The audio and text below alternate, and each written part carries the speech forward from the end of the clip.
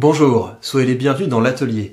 Dans ce nouveau cours de rhétorique, je voudrais qu'on travaille ensemble sur le pathos, sur la rhétorique des émotions, sur la manière dont vous pouvez utiliser les passions que vous suscitez grâce à vos discours au service de votre entreprise de persuasion. Pour ce faire, nous allons travailler en 3 temps. Je vais commencer par vous donner les 3 raisons pour lesquelles vous devez tenir compte des émotions lorsque vous préparez un discours. On va ensuite revenir à Aristote et on va s'intéresser non pas au pourquoi mais au comment, car vous allez voir qu'Aristote a consacré toute une partie de sa rhétorique à la manière dont on suscite les émotions par le discours. Et puis finalement, on va passer à la pratique. Je vais vous donner un plan de discours très simple pour mettre en application ce qu'on aura vu ensemble, et je vous illustrerai ça par un discours que je vais vous faire, parce que bien sûr, j'aime utiliser les outils que je vous donne, et j'ai des choses à vous dire. Commençons donc par les 3 raisons pour lesquelles vous devez vous intéresser aux émotions, pour lesquelles vous devez pratiquer les émotions quand vous préparez un discours. La première de ces raisons, c'est que c'est grâce aux émotions que vous allez rendre vos discours vivants, que vous allez les rendre intéressants, qu'il va se passer quelque chose quand vous parlez. Une bonne manière de vous représenter un discours, c'est de vous dire qu'un bon discours, c'est comme un film d'aventure dont votre public est le héros. Vous allez commencer par surprendre votre public avec un événement inattendu qui va survenir. Vous allez ensuite installer votre public face à un problème, face à ses difficultés. Vous allez créer de la crainte, peut-être de la colère vis-à-vis des responsables du problème. Et puis progressivement, vous allez amener votre public vers des émotions plus positives, comme de la détermination, comme de la fierté, d'appartenir au camp de ceux qui osent affronter le problème. Donc un bon discours, un discours que votre public va apprécier, c'est un discours dans lequel vous allez le faire vibrer. Et ça passe par la rhétorique des émotions. La deuxième raison pour laquelle vous devez vous intéresser aux émotions quand vous préparez un discours, c'est parce que c'est grâce aux émotions que vous allez rendre vos idées mémorables. Et là-dessus, j'aimerais bien revenir sur l'expression « apprendre par cœur ». Vous savez d'où vient l'expression « apprendre par cœur » ? Ça vient du fait que les Grecs avaient remarqué qu'on retenait mieux les choses qui suscitait chez nous une émotion forte. Et donc apprendre par cœur, parce que les Grecs pensaient que la mémoire était liée au cœur, nous retenons les choses qui nous font battre le cœur. Et donc c'est grâce aux émotions que vous allez rendre vos idées plus saillantes, que vous allez les rendre mémorables. Et puis finalement, la raison pour laquelle vous devez vous intéresser aux émotions, c'est que c'est par les émotions que vous allez mettre votre public en mouvement. Les émotions, c'est ce qui est à la base du processus de persuasion, c'est le moteur de l'action. Faire un bon discours, un discours efficace, ce n'est pas seulement donner à votre public de bonnes raisons de changer d'opinion, c'est également leur donner de bonnes émotions pour agir. Toutes les fois que nous sommes face à un choix, ce qui va être déterminant, c'est les affects que nous associons à chacun de ces choix. Et votre rôle d'orateur, c'est de parvenir à associer dans l'esprit et dans le corps de votre public les bons affects aux bons choix. Quand mon public se demande s'il doit regarder une série Netflix ou lire un classique, lorsqu'il se demande s'il doit regarder la vidéo d'un idéologue ou celle d'un pédagogue,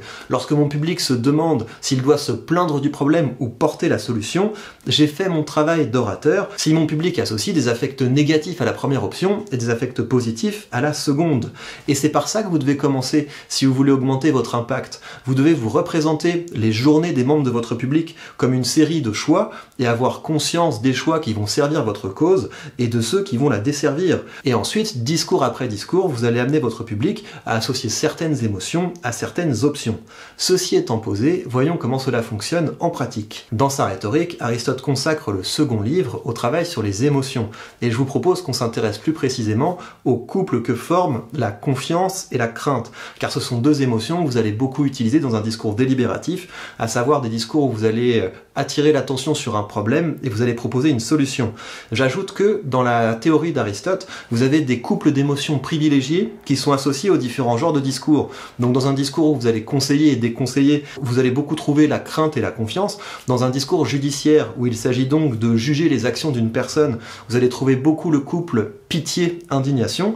Et dans un discours épidictique dont le rôle est de renforcer les valeurs d'une communauté, dont le but est de renforcer le sentiment d'appartenance, vous allez souvent retrouver le couple entre l'admiration et le dégoût, à savoir donc l'éloge des héros et le blâme des ennemis. Lisons donc maintenant ce qu'Aristote a à nous dire sur la crainte et la confiance. Et on va commencer par regarder sa définition de la crainte. La crainte est une peine ou un trouble consécutif à l'imagination d'un mal à venir, pouvant causer la destruction ou la peine. Car on ne craint pas tous les maux. Par exemple d'être injuste ou lent d'esprit, mais seulement ceux qui peuvent amener peine grave ou destruction. Ce que fait Aristote ici, c'est qu'il nous donne des indices de la manière dont nous devons présenter les problèmes pour qu'ils puissent susciter la crainte du public. Poursuivons. Encore faut-il que ces mots apparaissent non pas éloignés, mais proches et imminents, car l'on ne craint pas ceux qui sont très lointains. Tous les hommes savent en effet qu'ils mourront, mais la mort n'étant pas proche, ils n'en ont aucun souci. Si c'est bien dans cela que consiste la crainte, les choses qui l'excitent sont nécessairement celles qui paraissent avoir un grand pouvoir de détruire ou de causer des dommages tendant à faire éprouver une peine grave. Ainsi, quand vous présentez un problème, vous devez insister sur 3 aspects. Premièrement, la gravité. Ça va faire mal. Deuxièmement, la proximité. Ça ne concerne pas que les autres, ça va vous toucher vous, et ça risque aussi de toucher ceux que vous aimez. Et finalement, vous devez insister sur l'imminence. Ça va pas se produire dans longtemps, ça risque de se produire maintenant. Outre la crainte, vous devez également être capable de produire la confiance, parce que c'est bien ça la finalité de votre discours. Si vous décrivez un problème, c'est parce que ça va vous permettre de créer de l'engouement autour de votre solution. Lisons donc ce qu'Aristote a à nous dire sur la confiance. On ressent la confiance à la pensée qu'on a obtenu beaucoup de succès, que l'on n'a point souffert ou qu'ayant souvent affronté les dangers, l'on y a échappé. Car les hommes sont insensibles aux dangers pour 2 raisons. Ou parce qu'ils n'en ont pas fait l'expérience, ou parce qu'ils disposent de secours. De même que dans les dangers de la mer, l'avenir est envisagé avec confiance par ceux qui n'ont pas fait l'expérience de la tempête, et par ceux qui, grâce à leur expérience, ont des recours contre elle. Passons maintenant à la pratique. Je vais vous proposer, en partant d'un de vos sujets de prédilection, de faire un discours qui va emmener votre public de la crainte à l'espoir. Mais je voudrais ajouter une étape pour qu'on distingue bien votre discours du discours que pourrait produire un dealer d'opinion. Donc le dealer d'opinion, c'est celui qui va mettre son public dans un état proche du désespoir pour mieux lui faire avaler un remède miracle, pour mieux lui faire avaler des fables pour enfants. Typiquement, c'est « votez pour moi et je vous débarrasserai des méchants ». Pour éviter ça, vous allez intégrer une étape où vous allez responsabiliser votre public. C'est-à-dire que vous allez lui faire prendre conscience qu'il est, par ses actes, responsable en partie du problème, mais qu'il pourrait aussi devenir une partie de la solution. Donc en somme, le discours que je vous propose, c'est un discours en 3 temps. Premier temps, vous allez présenter un problème en montrant qu'il constitue une menace qui est grave, qui est proche et qui est imminente. Deuxièmement, vous allez responsabiliser votre public en leur montrant qu'ils sont, par leurs actes ou par leur inaction, en partie responsables du problème. Mais la bonne nouvelle, c'est qu'ils pourraient également devenir une partie de la solution.